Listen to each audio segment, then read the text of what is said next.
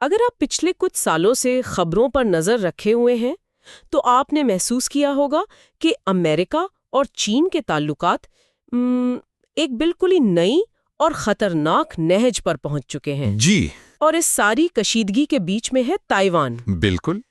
ایسا لگتا ہے جیسے کسی نے اچانک ایک سوئچ دبا دیا ہو اور 40 سال پرانی پالیسیاں راتوں رات بدل گئیں۔ جی لیکن یہ سب اتنی تیزی سے کیسے ہوا، اور خاص طور پر ٹرمپ کے دور میں ہی کیوں؟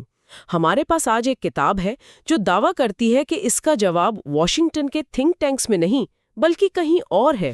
جی بالکل۔ آج ہم جس کتاب کا گہرائی میں جائزہ لے رہے ہیں وہ ہے ڈین پی چین کی US China Taiwan in the age of Trump and Biden towards a nationalist strategy. اچھا۔ یہ کتاب اس ڈرامائی تبدیلی کی جڑوں تک پہنچنے کی کوشش کرتی ہے اور ایک بہت ہی دلچسپ دلیل پیش کرتی ہے کہ یہ سب کیوں اور کیسے ہوا۔ چلیں پھر شروع کرتے ہیں۔ کتاب اس کہانی کو کہاں سے اٹھاتی ہے؟ کتاب کا پریفیس یعنی دیباچہ ہمیں سیدھا 2017 میں لے جاتا ہے جب ڈونلڈ ٹرمپ نے صدارت سنبھالی۔ مصنف کا کہنا ہے کہ ٹرمپ کے 4 سالہ دور میں امریکہ اور چین کے تعلقات 1979 میں سفارتی تعلقات قائم ہونے کے بعد سے اپنی بدترین سطح پر آ گئے۔ اچھا۔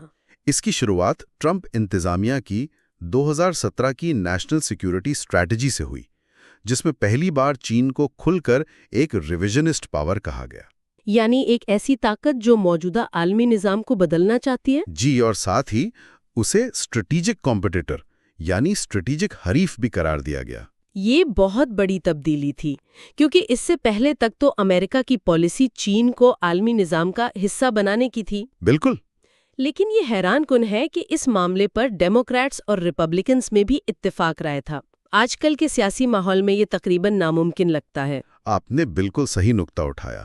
تو وہ کون سی مشترکہ وجوہات تھیں جن کی بنا پر دونوں جماعتیں چین کے خلاف متحد ہو گئیں؟ دیکھیے، کتاب یہی بتاتی ہے کہ یہ تبدیلی صرف ایک پارٹی تک محدود نہیں تھی۔ واشنگٹن میں یہ سوچ پختہ ہو رہی تھی کہ امریکہ کے اندرونی معاشی مسائل جیسے فیکٹریوں کا بند ہونا، نوکریوں کا ختم ہونا، جی، اور کمپنیوں کے انٹلیکچوئل پراپرٹی یعنی کاروباری رازوں کی چوری، ان سب کے پیچھے چین کی پریڈیٹری پریکٹسز ہیں۔ صحیح۔ یہ احساس تھا کہ چین نے عالمی تجارت کے قوانین سے فائدہ تو اٹھایا ہے لیکن خود ان پر عمل نہیں کیا۔ پھر کووڈ-19 کی وبا نے اس آگ پر تیل کا کام کیا۔ اچھا۔ چین پر الزام لگا کہ اس نے وبا کے بارے میں شفافیت نہیں دکھائی، جس سے غصہ مزید بڑھ گیا۔ اور اسی دوران انسانی حقوق کے معاملات بھی سامنے آ رہے تھے۔ بالکل۔ ہانگ کانگ میں جمہوریت کے حامی مظاہروں کو کچلنا اور سنکیانگ میں ایگور مسلمانوں کے ساتھ ہونے والے سلوک نے امریکی پالیسی سازوں کو اخلاقی طور پر بھی چین کے خلاف سخت موقف اپنانے پر مجبور کیا۔ اور پھر سب سے اہم تائیوان۔ جی، تائیوان کے ارد گرد چین کی بڑھتی ہوئی فوجی سرگرمیاں، ان سب عوامل نے مل کر ایک ایسا ماحول بنا دیا جہاں چین کے خلاف سخت پالیسی اپنانا ایک سیاسی ضرورت بن گیا، اور یہ سلسلہ بائیڈن کے آنے کے بعد بھی نہیں روکا۔ یہیں پر تائیوان کا کردار بہت اہم ہو جاتا ہے۔ کتاب کے مطابق اس تکون میں امریکہ کے رویے میں کیا بنیادی تبدیلی آئی؟ یہ گیم چینجر تھا۔ کتاب کہتی ہے کہ 2016 میں سائی انگ وین کے تائیوان کی صدر منتخب ہونے سے پہلے تک امریکہ کا کردار اکثر ری ایکٹیو ہوتا تھا، یعنی امریکہ صرف رد عمل دکھاتا تھا۔ جی، اور کبھی کبھی تو امریکہ الٹا تائیوان پر ہی الزام لگاتا تھا کہ وہ چین کو اکسا رہا ہے۔ اچھا۔ لیکن 2016 کے بعد یہ سوچ 180 ڈگری بدل گئی۔ اب واشنگٹن میں یہ مانا جاتا ہے کہ کراس اسٹریٹ اسٹیٹس کو یعنی آبنائے تائیوان کی موجودہ صورتحال کو چین خراب کر رہا ہے، امریکہ یا تائیوان نہیں۔ تو مطلب امریکہ ایک طرح سے تائیوان کا وکیل بن گیا؟ ایک طرح سے۔ یہ سوچ کی تبدیلی کا نتیجہ یہ نکلا کہ امریکہ نے تائیوان کی حمایت میں بے پناہ اضافہ کر دیا، فوجی طور پر، معاشی طور پر اور سفارتی طور پر بھی۔ یہ ایک بہت بڑی شفٹ تھی۔ تو کیا یہ سب صرف گریٹ پاور پالیٹکس ہے، یعنی دو بڑی طاقتوں کی اپنی برتری کی لڑائی جس میں تائیوان صرف ایک موہرا ہے؟ یہیں پر کتاب اپنی سب سے بڑی اور مرکزی دلیل پیش کرتی ہے۔ مصنف کا کہنا ہے کہ نہیں، یہ صرف طاقت کی سیاست نہیں ہے۔ اگر ایسا ہوتا تو یہ تبدیلی اوباما کے دور میں بھی آ سکتی تھی، کیونکہ چین کا چیلنج تو تب بھی موجود تھا۔ صحیح۔ اوباما انتظامیہ نے بھی تو پیوٹ ٹو ایشیا پالیسی شروع کی تھی، لیکن انہوں نے جان بوجھ کر تائیوان کو اس سے تھوڑا دور رکھا تاکہ بیجنگ ناراض نہ ہو، کتاب کہتی ہے کہ اصل وجہ امریکہ کے اندر ایک خاص قسم کی قوم پرستی کا عروج ہے، جسے وہ جیکسونین یا فورٹریس امریکہ نظریہ کہتے ہیں۔ اچھا، تو یہ نقطہ بہت اہم ہے، یعنی کتاب یہ کہہ رہی ہے کہ چائنا پالیسی میں یہ بڑی تبدیلی کسی فورن پالیسی ایکسپرٹ کے دفتر میں نہیں بلکہ امریکی عوام کے بدلتے ہوئے مزاج میں پیدا ہوئی۔ بالکل یہی مرکزی خیال ہے۔ یہ صرف خارجہ پالیسی نہیں بلکہ امریکہ کی اندرونی سیاست کا عکس ہے۔ بالکل، اسی لیے یہ تبدیلی ٹرمپ کے دور میں آئی۔ ٹرمپ اسی جیکسونین روایت کے نمائندے تھے۔ ان کی انتظامیہ نے دہائیوں پرانی کنسٹرکٹیو انگیجمنٹ کی پالیسی کو باضابطہ طور پر ناکام قرار دے دیا۔ یہ کنسٹرکٹیو انگیجمنٹ کی پالیسی کیا تھی؟ اسے آسان لفظوں میں کیسے سمجھا جا سکتا ہے؟ اس کو ایسے سمجھیں کہ یہ وہ امید تھی کہ اگر آپ چین کو عالمی کلب جیسے ورلڈ ٹریڈ آرگنائزیشن کا ممبر بنا لیں گے اور اس کے ساتھ خوب تجارت کریں گے تو وہ معاشی طور پر خوشحال ہو کر آہستہ آہستہ سیاسی طور پر بھی زیادہ جمہوری بن جائے گا، یعنی ہمارے جیسا بن جائے گا۔ جی، یہ پالیسی نکسن کے دور سے چلی آ رہی تھی، لیکن کتاب کے مطابق ٹرمپ انتظامیہ نے آ کے کہا کہ یہ حکمت عملی بری طرح ناکام ہو چکی ہے۔ اور اس ناکامی کو تسلیم کرنے کے بعد انہوں نے کیا مختلف کیا؟ انہوں نے ایک بہت اہم قدم اٹھایا۔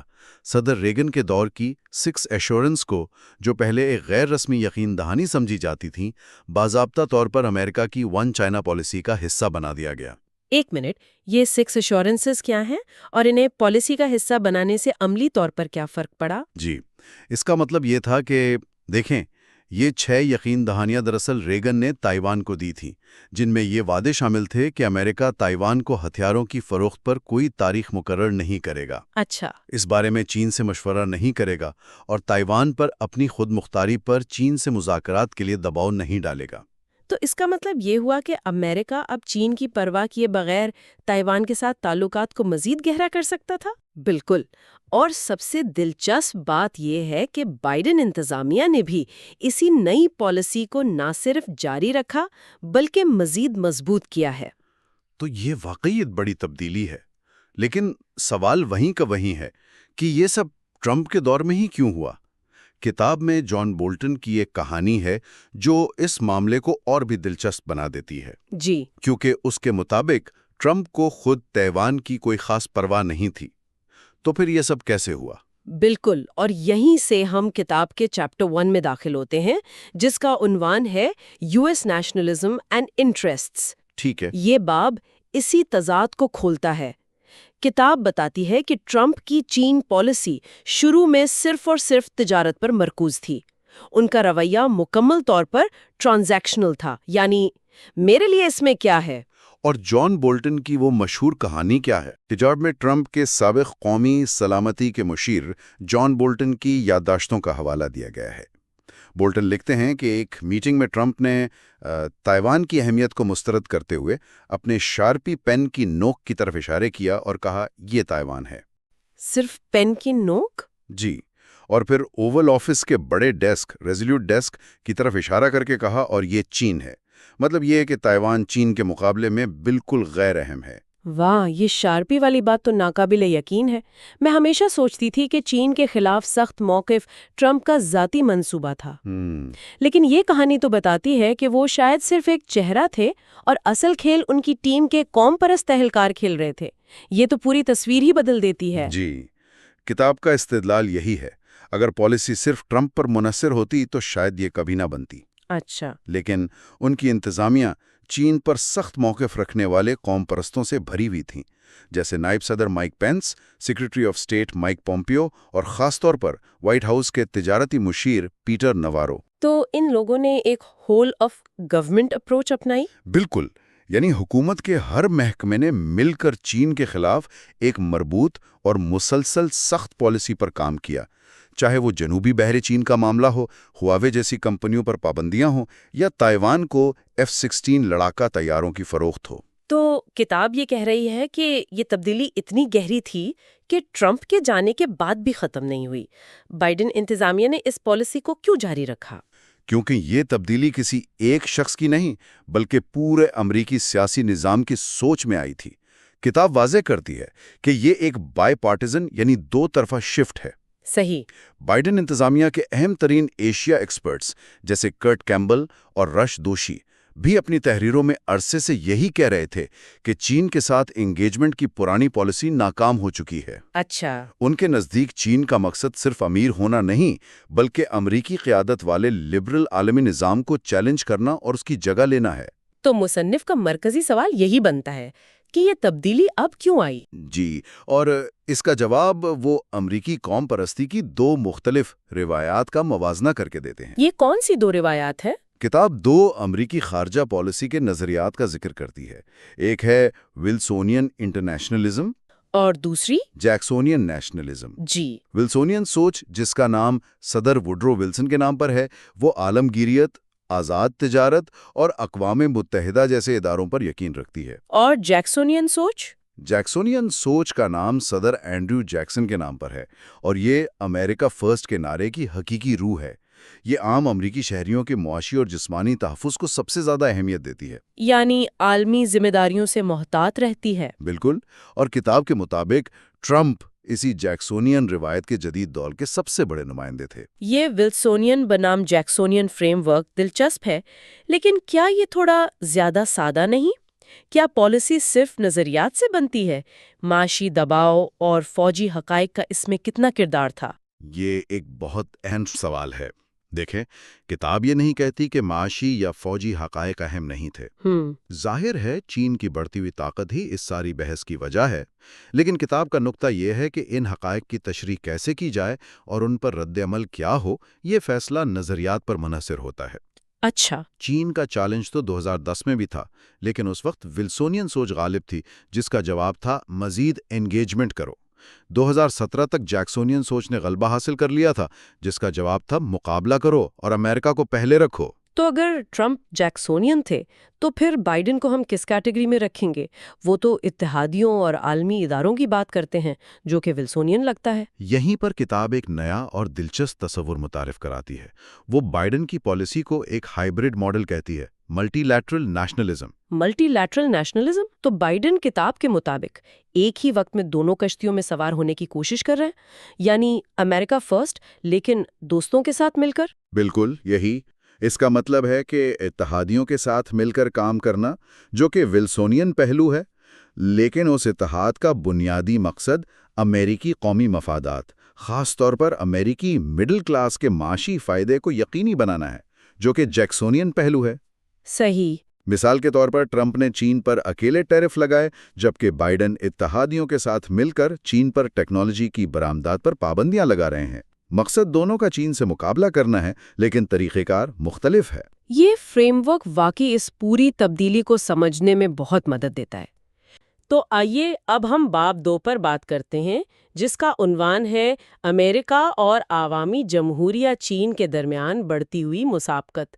یہ باب ایک ایسے بنیادی خیال سے شروع ہوتا ہے جو دہائیوں سے امریکی خارجہ پالیسی کی بنیاد رہا ہے۔ جی، یہ امریکہ کی لبرل ٹریڈیشن ہے، اور یہاں لبرل کا مطلب لیفٹ یا رائٹ کی سیاست نہیں، بلکہ یہ ایک گہرا فلسفہ ہے جس کے مطابق دنیا کو چلنا چاہیے۔ اچھا۔ اس کی جڑیں اس یقین میں ہیں کہ جمہوریت، آزاد تجارت اور عالمی ادارے مل کر ایک پرامن اور خوشحال دنیا بناتے ہیں، جو آخرکار امریکہ کے اپنے مفاد میں ہے۔ ٹھیک ہے، تو اس کو تھوڑا کھولتے ہیں۔ کتاب میں اس لبرل ٹریڈیشن کے اندر بھی دو الگ الگ سوچوں کا ذکر ہے۔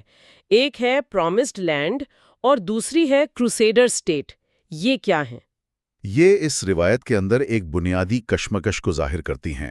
پرومسڈ لینڈ کا نظریہ یہ ہے کہ امریکہ کو خود ایک مثال بن کر رہنا چاہیے، ایک شائننگ سٹی آن اے ہل، جسے دیکھ کر دنیا کے دوسرے ممالک خود بخود اس کی طرف کھچے چلے آئیں۔ سٹیٹ پھر اس کے بالکل الٹ ہے۔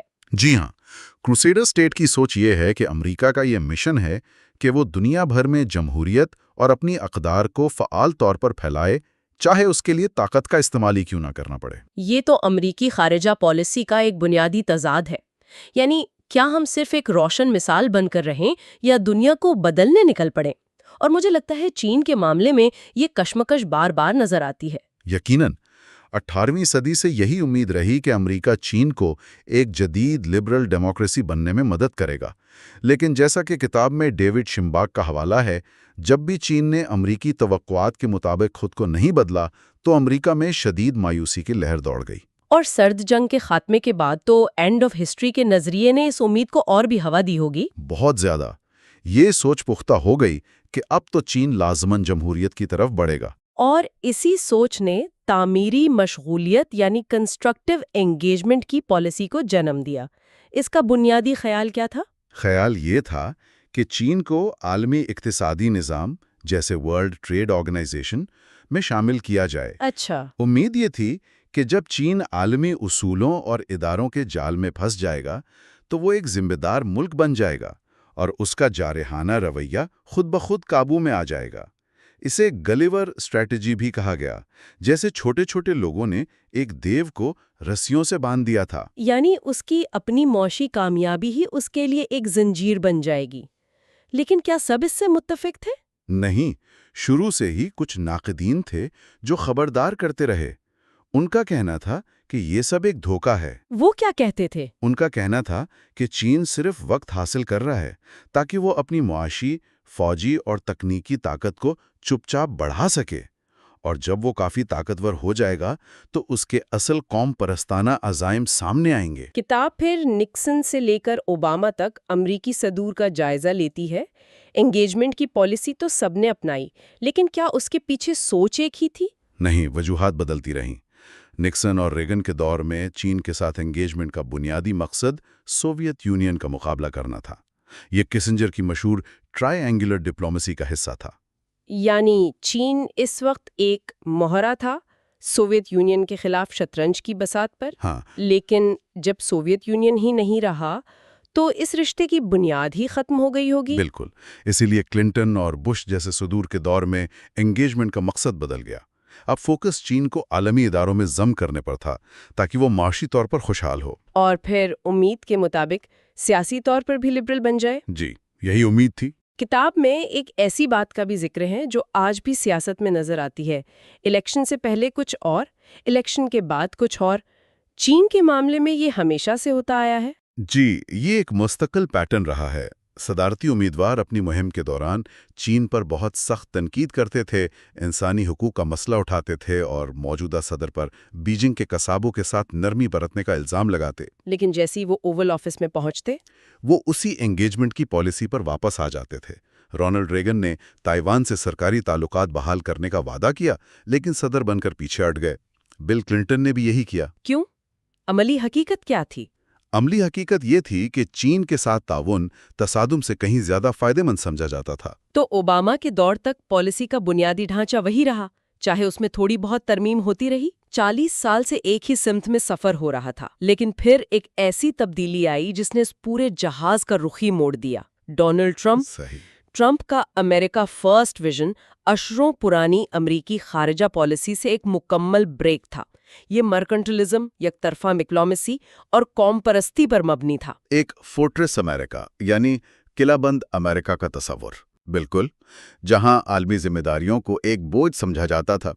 ٹرمپ پہلے امریکی صدر تھے جنہوں نے دوسری جنگ عظیم کے بعد بنائے گئے لبرل آرڈر کو کھلے عام چیلنج کیا اور کہا کہ یہ خود امریکہ کو نقصان پہنچا رہا ہے۔ یہ ایک بہت بڑی تبدیلی تھی۔ اس کے پیچھے کیا وجوہات تھیں؟ یہ صرف ایک شخص کی سوچ تو نہیں ہو سکتی؟ بالکل نہیں، یہ امریکا کے اندر گہری ثقافتی اور معاشی تبدیلیوں کا نتیجہ تھا۔ خاص طور پر رسٹ بیلٹ کہلانے والے صنعتی علاقوں میں محنت کش طبقے میں یہ احساس شدید ہو گیا تھا کہ گلوبلائزیشن نے انہیں پیچھے چھوڑ دیا ہے۔ اور ان کا غصہ چین پر نکلا؟ جی، ان کا غصہ اس بات پر تھا کہ چین جیسے ممالک نے سسٹم کا فائدہ اٹھایا، امریکی نوکریاں لے گئے اور انٹلیکچوئل پراپرٹی چوری کی۔ اس احساس نے ٹرمپ کی پاپولسٹ نیشنلزم کے لیے ایک بہت مضبوط زمین تیار کی۔ تو معاشی پہلو، خاص طور پر عام ورکر پر پڑنے والا اثر بہت اہم تھا۔ جی، اس میں اسٹالپر سیمولسن تھیورم جیسی تھیوریز کا حوالہ دیا گیا ہے۔ اس کا بنیادی مطلب یہ ہے کہ جب امریکہ جیسا ملک جہاں سرمایہ بہت ہے لیکن سستی لیبر کم ہے، آزاد تجارت کرتا ہے تو اس سے سرمایہ داروں کو تو فائدہ ہوتا ہے۔ جی، لیکن محنت کش طبقے کی اجرت کم ہوتی ہے یا نوکریاں ختم ہو جاتی ہیں۔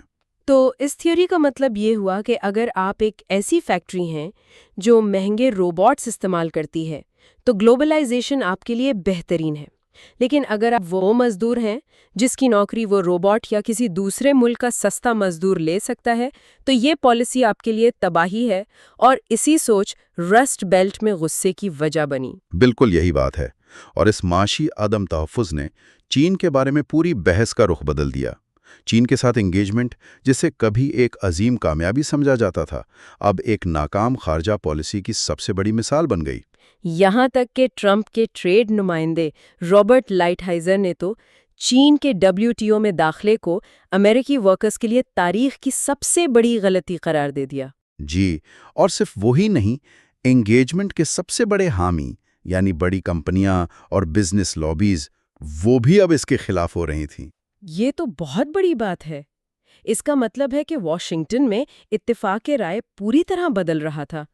تو کیا اسی کو کتاب چائنا ریکننگ کہتی ہے، یعنی وہ لمحہ جب سب نے مان لیا کہ خواب ٹوٹ چکا ہے؟ جی، یہی چائنا ریکننگ ہے، یہ احساس کہ چین کو تجارت کے ذریعے لبرل بنانے کی 40 سالہ کوشش ایک غلط مفروضے پر مبنی تھی۔ اور یہ سوچ صرف ریپبلکنز تک محدود نہیں تھی۔ نہیں، بلکہ ڈیموکریٹس بھی اسی نتیجے پر پہنچ چکے تھے۔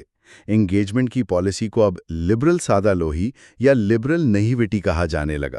اور پھر اس نئی سوچ کو مزید تقویت دینے کے لیے مائیکل پلسبری جیسے لوگوں کے نظریات سامنے آئے۔ بالکل، پھر ایک شخص آتے ہیں مائیکل پلسبری، جو ٹرمپ کے مشیر بنے، اور وہ کہتے ہیں کہ آپ سب لوگ غلط ہیں، یہ کوئی دوست نہیں بن رہا، یہ ایک 100 سالہ میراتھن دوڑ رہا ہے جس کی فنش لائن پر وہ ہمیں ہرا کر کھڑا ہونا چاہتا ہے، اور ہم خود اسے پانی پلا رہے ہیں۔ ایگزیکٹلی۔ پلسبری نے دلیل دی کہ دھوکہ دہی چین کی گرینڈ اسٹریٹجی کا حصہ ہے، جس کا مقصد 2049 تک امریکہ کو دنیا کی سب سے بڑی طاقت کے طور پر ہٹا دینا ہے۔ اس نظریے نے واشنگٹن کو ہلا کر رکھ دیا۔ اور اسی سوچ کے نتیجے میں ٹرمپ انتظامیہ نے باضابطہ طور پر کھلے عام انگیجمنٹ کی پالیسی کو مردہ قرار دے دیا۔ جی ہاں، جولائی 2020 میں اس وقت کے secretary of state Mike Pompeo نے ایک تاریخی تقریر کی۔ انہوں نے کہا کہ چین کے ساتھ آنکھیں بند کر کے انگیجمنٹ کا پرانا طریقہ اب کام نہیں کرے گا۔ اور انہوں نے کہا کہ نکسن نے جس تبدیلی کی امید کی تھی وہ کبھی نہیں آئی۔ جی، بلکہ چین نے ہماری کھلی سوسائٹی کا فائدہ اٹھا کر ہمیں ہی کمزور کیا۔ یہ اشرو پرانی امریکی پالیسی کا باضابطہ خاتمہ تھا۔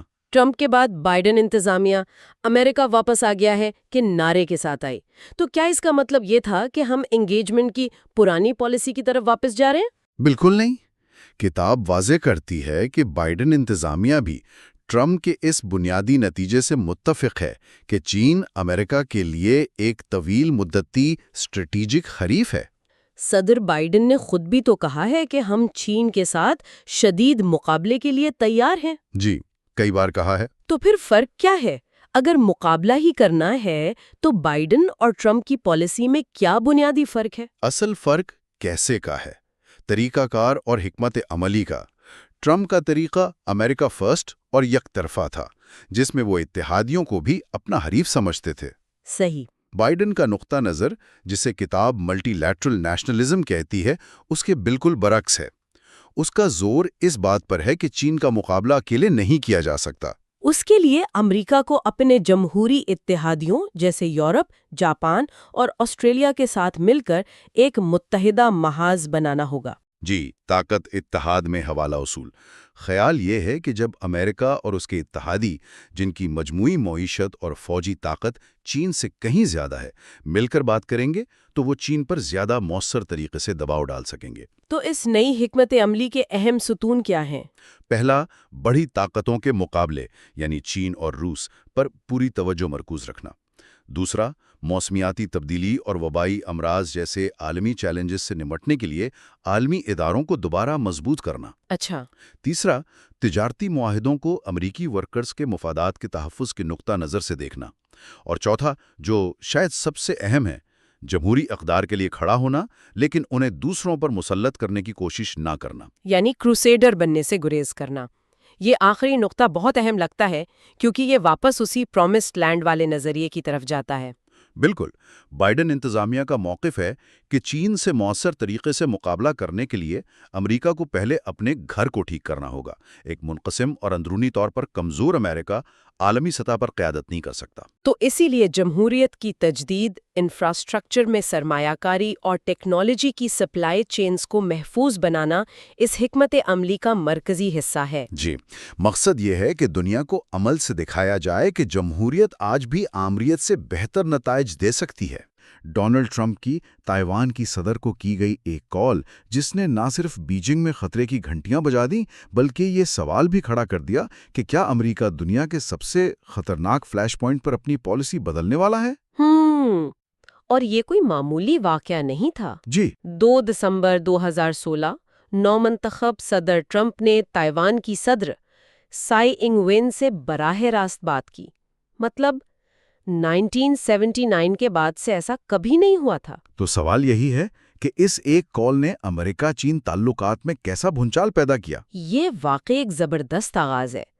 دیکھیں، اس کال نے سفارتی حلقوں میں ایک طوفان برپا کر دیا تھا، اور اس کی وجہ امریکہ کی کئی دہائیوں پرانی ون چائنا پالیسی ہے، جو ایک بہت ہی نازک اور پیچیدہ معاملہ ہے، جس سے اسٹریٹجک ایمبیگوئٹی بھی کہتے ہیں نا؟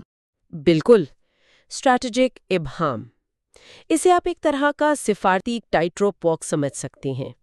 مطلب امریکہ ایک ہی وقت میں بیجنگ کو یہ یقین دلاتا ہے کہ وہ تائیوان کی آزادی کی حمایت نہیں کرے گا، اور تائپے کو یہ بھروسہ دیتا ہے کہ چین کے حملے کی صورت میں وہ اکیلا نہیں ہوگا۔ اچھا، تو مقصد دونوں کو ایک حد میں رکھنا ہے۔ جی، کہ نہ چین طاقت کا استعمال کرے اور نہ تائیوان باضابطہ آزادی کا اعلان کرے۔ اور ٹرمپ نے تو صدر بننے سے پہلے ہی اس ٹائٹ روپ واک کو عوامی سطح پر چیلنج کرنا شروع کر دیا تھا۔ جی، جو کہ ایک غیر معمولی بات تھی۔ انہوں نے ایک انٹرویو میں کھل کر کہا کہ میں ون چائنا پالیسی کو سمجھتا ہوں، لیکن مجھے سمجھ نہیں آتا کہ ہمیں اس سے کیوں جڑے ہونا چاہیے جب تک کہ چین کے ساتھ تجارت پر کوئی بہتر ڈیل نہ ہو جائے۔ یہ تو سیدھا سیدھا اس پالیسی کو ایک تجارتی سودے بازی کا حصہ بنانے والی بات تھی۔ بالکل، اور یہی ان کا ٹرانزیکشنل انداز تھا جو امریکی خارجہ پالیسی کے لیے بالکل نیا تھا۔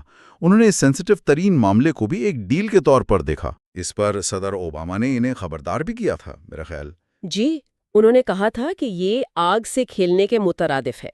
لیکن پھر ہوا یہ کہ فروری 2017 میں جب ٹرمپ نے چینی صدر شی جن پنگ سے فون پر بات کی تو انہوں نے ون چائنا پالیسی کا احترام کرنے پر اتفاق کر لیا۔ تو اس وقت لگا کہ شاید بحران ٹل گیا ہے؟ ایسا ہی لگا تھا، لیکن کچھ ہی عرصے بعد جب شمالی کوریا پر چین کے تعاون کی ضرورت پڑی تو ٹرمپ نے یہ کہہ کر سب کو حیران کر دیا کہ انہیں تائیوان کی صدر سے دوبارہ بات کرنے سے پہلے شی جن پنگ سے پوچھنا پڑے گا۔ اچھا، اس سے ان کی وہ غیر متوقع اور لین دین والی سوچ بالکل واضح ہو گئی۔ ٹرمپ کا یہ ٹرانزیکشنل انداز تو سمجھ آتا ہے، لیکن یہ سمجھنے کے لیے کہ یہ کتنا بڑا بدلاؤ تھا، ہمیں یہ دیکھنا ہوگا کہ اس سے پہلے کی پالیسی کی بنیاد کیا تھی، اس کی تاریخ کیا کہتی ہے۔ یہ ایک بہت اہم سوال ہے۔ کتاب میں اس تاریخی پس منظر کو لبرل انٹرنیشنلزم اور امریکی ون چائنا پالیسی کے عنوان سے بیان کیا گیا ہے۔ دیکھیں، تائیوان کا مسئلہ دراصل 1927 سے شروع ہونے والی چینی خانہ جنگی کی پیداوار ہے۔ جب 1949 میں ماؤ زے تنگ کی کمیونسٹ پارٹی جیت گئی تو نیشنلسٹ پارٹی یعنی KMT کی حکومت بھاگ کر تائیوان چلی گئی۔ صحیح۔ لیکن یہاں ایک بہت ہی دلچسپ اور حیران کن تاریخی حقیقت ہے جس کا کتاب میں ذکر ہے۔ 1942 تک نہ تو کمیونسٹ پارٹی اور نہ ہی نیشنلسٹ پارٹی نے تائیوان پر کوئی خاص دلچسپی دکھائی تھی۔ ایک منٹ، یہ تو بہت حیرانگی کی بات ہے۔ آج کی چین کے موقف کو دیکھتے ہوئے اس پر یقین کرنا مشکل ہے۔ جی، بالکل نہیں۔ یعنی تائیوان پر چین کا دعویٰ ہمیشہ سے اتنا اٹل نہیں تھا؟ نہیں تھا، بلکہ کتاب بتاتی ہے کہ ماؤ زے تنگ نے 1936 میں ایک امریکی صحافی کو انٹرویو دیتے ہوئے تائیوان کی آزادی کی تحریک کی حمایت تک کی بات کی تھی۔ کیا واقعی؟ جی، یہ تاریخ کا ایک ایسا ورق ہے جسے آج بیجنگ بالکل یاد نہیں کرنا چاہتا۔ اور دوسری جنگ عظیم کے بعد امریکہ کا کیا کردار تھا؟ امریکہ کی خواہش تھی کہ چین ایک مضبوط اور جمہوری ملک بنے، لیکن خانہ جنگی نے ایسا ہونے نہیں دیا۔ تو سرد جنگ کے دوران امریکہ نے تائیوان میں موجود نیشنلسٹ حکومت کو ہی پورے چین کی قانونی حکومت تسلیم کیا، لیکن ساتھ ہی اس بات کا بھی خیال رکھا کہ وہ باقاعدہ طور پر آزادی کا اعلان نہ کر دے۔ یہاں کتاب میں لبرل انٹرنیشنلزم کی اصطلاح استعمال ہوئی ہے۔ عام سننے والے کے لیے اس کا کیا مطلب ہے؟ اس سوچ کا تائیوان پالیسی سے کیا تعلق تھا؟ اچھا سوال ہے۔ یہ وہ سوچ ہے جس کے تحت امریکہ یہ مانتا تھا کہ چین کے ساتھ تجارت اور سفارتکاری بڑھا کر اسے عالمی نظام میں شامل کیا جائے، جس سے وہ خود بخود ایک زیادہ کھلے اور جمہوری ملک میں تبدیل ہو جائے گا۔ یعنی چین سے ٹکرانے کے بجائے اسے ساتھ ملا کر تبدیل کرنے کی کوشش۔ بالکل، اور تائیوان اس سوچ میں ایک مثال یا ایک ماڈل کے طور پر استعمال ہوتا تھا۔ مقصد یہ دکھانا تھا کہ دیکھو، چینی ثقافت اور جمہوریت ایک ساتھ چل سکتے ہیں۔ تو تائیوان کو چین کے خلاف ہتھیار کے طور پر نہیں بلکہ اسے متاثر کرنے کے لیے ایک شوکیس کے طور پر دیکھا جاتا تھا۔ جی بالکل یہی۔ یعنی اگر ہم اس باب کا نچوڑ نکالیں تو وہ یہ ہے کہ ٹرمپ انتظامیہ سے پہلے تائیوان کی حیثیت ایک کامیاب جمہوری ماڈل کی تھی، لیکن 2018 کے بعد جب امریکہ اور چین کے تعلقات خراب ہونا شروع ہوئے تو یہ حیثیت مکمل طور پر بدل گئی۔ کیا یہ کہنا درست ہوگا؟ بالکل درست۔ 2018 کے بعد حالات ڈرامائی طور پر بدلے۔ ٹرمپ انتظامیہ نے چین کے خلاف تجارتی جنگ شروع کی، ٹیکنالوجی پر پابندیاں لگائیں، ہانگ کانگ کے مظاہروں پر سخت موقف اختیار کیا، اور پھر کووڈ-19 کی وبا نے تعلقات کو تاریخ کی بدترین سطح پر پہنچا دیا۔ یہاں تک کہ قونصل خانے بھی بند ہو گئے تھے۔ جی، ہیوسٹن اور چینگڈو میں۔ تو اس نئی سرد جنگ جیسے ماحول میں تائیوان کی اہمیت واشنگٹن کے لیے یکسر بدل گئی۔ اب وہ صرف ایک جمہوری شوکیس نہیں رہا، بلکہ چین کی کمیونسٹ پارٹی کو قابو میں رکھنے کے لیے ایک جیو پولیٹیکل ویپن یا کہہ لیں کہ بلنٹ انسٹرومنٹ بن گیا۔ اور اس پالیسی میں تبدیلی کا کوئی ٹھوس ثبوت بھی ہے؟ کیا یہ صرف باتوں کی حد تک تھا یا سرکاری بیانات میں بھی نظر آیا؟ نہیں، اس کا بہت دلچسپ عددی تجزیہ کتاب میں پیش کیا گیا ہے۔ اس کے مطابق ٹرمپ انتظامیہ نے اپنے سرکاری بیانات میں تائیوان ریلیشنز ایکٹ یعنی TRA کا ذکر بہت زیادہ کیا۔ ان کے تقریباً 71% بیانات میں اس کا ذکر تھا، جبکہ اوباما انتظامیہ میں یہ شرح صرف 55% تھی۔ اور TRA ہی وہ قانون ہے جو امریکہ کو تائیوان کے دفاع میں مدد کا پابند کرتا ہے۔ جی، دوسری طرف اوباما انتظامیہ نے 3 مشترکہ اعلامیوں کا ذکر زیادہ کیا، جو بیجنگ کے موقف کے زیادہ قریب سمجھے جاتے ہیں۔ یہاں فرق 70% بمقابلہ 43% تھا۔ واہ، یہ اعداد و شمار تو صاف دکھاتے ہیں کہ پالیسی کا جھکاؤ واضح طور پر بیجنگ سے ہٹ کر تائپے کی طرف ہو رہا تھا۔ تو اس کا مطلب ہے کہ پچھلی حکومتیں جیسے کلنٹن اور بش چین کے احساسات کا بہت زیادہ خیال رکھتی تھیں۔ بہت زیادہ۔ وہ چین کی سوورینٹی یعنی خود مختاری کے معاملے پر بہت محتاط رہتے تھے۔ اچھا، مثال کے طور پر 1995 میں جب صدر کلنٹن نے تائیوان کے صدر لی تینگوے کو امریکہ کا ویزا دیا تو چین نے اس پر شدید رد عمل ظاہر کیا اور تائیوان کی آبنائے میں میزائل فائر کیے، جس سے ایک بڑا بحران پیدا ہو گیا۔ تائیوان آبنائے کا بحران۔ جی، اس بحران کے بعد تعلقات کو ٹھیک کرنے کے لیے کلنٹن نے 1998 میں شنگھائی کا دورہ کیا اور وہاں مشہور 3 نوز کا اعلان کیا۔ 3 نوز؟ وہ کیا تھے؟ انہوں نے واضح کہا کہ امریکہ تائیوان کی آزادی کی حمایت نہیں کرتا، 2 چین یا ایک چین ایک تائیوان کی پالیسی کی حمایت نہیں کرتا، اور ایسی کسی بھی عالمی تنظیم میں تائیوان کی رکنیت کی حمایت نہیں کرتا جہاں ملک ہونا شرط ہو۔ یہ بیجنگ کو ایک بہت بڑی یقین دہانی تھی۔ اور جارج ڈبلیو بش کے بارے میں کیا خیال ہے؟ انہوں نے تو اپنے دور کے آغاز میں چین کو اسٹریٹیجک کمپیٹیٹر یعنی اسٹریٹیجک حریف قرار دیا تھا۔ کیا ان کا رویہ ٹرمپ جیسا نہیں تھا؟ شروع میں ایسا لگتا تھا، لیکن پھر 9/11 کا واقعہ پیش آ گیا۔ اوہ، صحیح۔ طرف کافی نرم ہو گیا۔ انہوں نے بھی بار بار ون چائنا پالیسی کی توثیق کی اور تائیوان کی اس وقت کی حکومت کو خبردار کیا کہ وہ آزادی کی طرف نہ بڑھے۔ 2003 میں تو انہوں نے واضح طور پر کہا تھا کہ ہم آزادی کی حمایت نہیں کرتے۔ اور اوباما نے بھی یہی پالیسی جاری رکھی؟ جی، اوباما انتظامیہ نے بھی اسی لبرل انٹرنیشنلزم کی پالیسی کو جاری رکھا اور چین کو مسلسل یقین دہانیاں کرواتے رہے۔ تو کلنٹن، بش اور اوباما سب نے ایک نازک توازن برقرار رکھنے کی کوشش کی۔ ٹرمپ انتظامیہ نے آ کے اس سارے پرانے کھیل کے اصول ہی بدل دیے۔ تائیوان ریلیشنز ایکٹ پر زور دینے کے علاوہ اور کیا بڑے اقدامات کیے؟